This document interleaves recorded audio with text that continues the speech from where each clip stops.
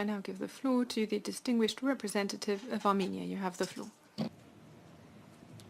Gracias, señor presidente. Thank you, Chair.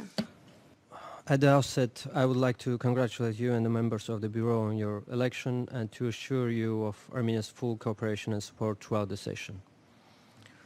Building on the outcomes of the SDG Summit, this year's deliberation in the second committee under the theme of building a sustainable recovery for all plays an important role in shaping the ways to respond and recover from the interlinked humanitarian and socio-economic global crisis, which has halted the progress in achieving sustainable development goals.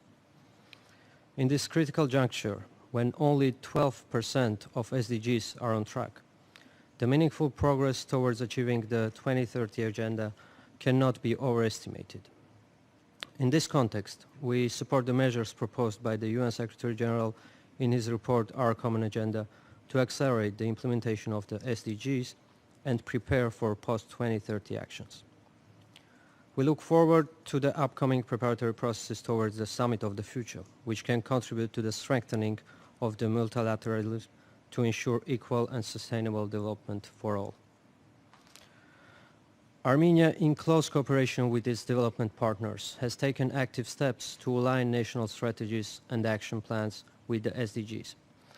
We place strong emphasis on good governance and transparency, the establishment of representative and accountable state institutions, and the promotion of zero tolerance against corruption.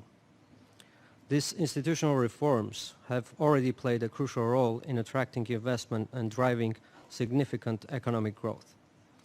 Building on this success and to strengthen national capacities in full adherence to the 2030 Agenda, Armenia will present its third voluntary national review in next year, 2024, with aim to further advance our national efforts in promoting innovation, a green economy, women's empowerment, and good governance.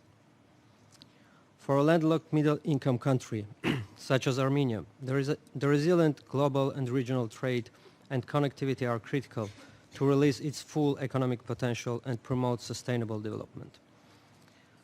As we are approaching the third UN Conference for the Landlocked Developing Countries next June, Armenia, with OHRLS, is preparing to host a thematic ministerial meeting in Yerevan on November 2021 of this year, entitled Enhancing Equitable, Affordable and Inclusive Transport Connectivity as a Driver for More Sustainable and Resilient Economy in LDCs.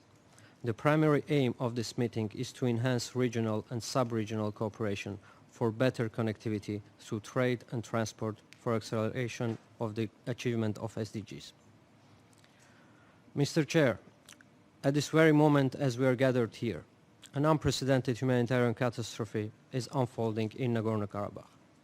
On September 19, after 10-month-long blockade of the Lachin corridor and forced starvation imposed on the people of Nagorno-Karabakh, Azerbaijan launched a full-scale aggression by indiscriminately shelling civilians, denying their right to live freely and in dignity in their own homeland.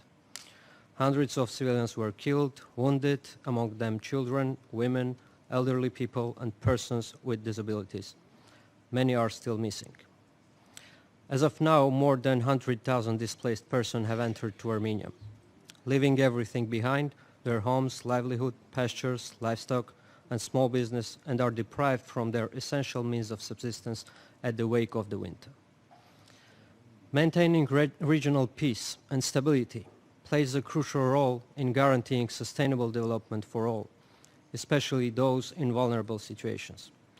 Continuous acts of aggression against the sovereign territory of Armenia and people of Nagorno-Karabakh have shattered the security environment in our region, undermining efforts aimed at full realization of the Sustainable Development Agenda. Armenia reaffirms its commitment to effective multilateral cooperation for development at the global, international, and regional levels, and we look forward to working with all our partners to identify measures to be taken to accelerate implementation of 2030 Agenda. I thank you, Mr. Chair.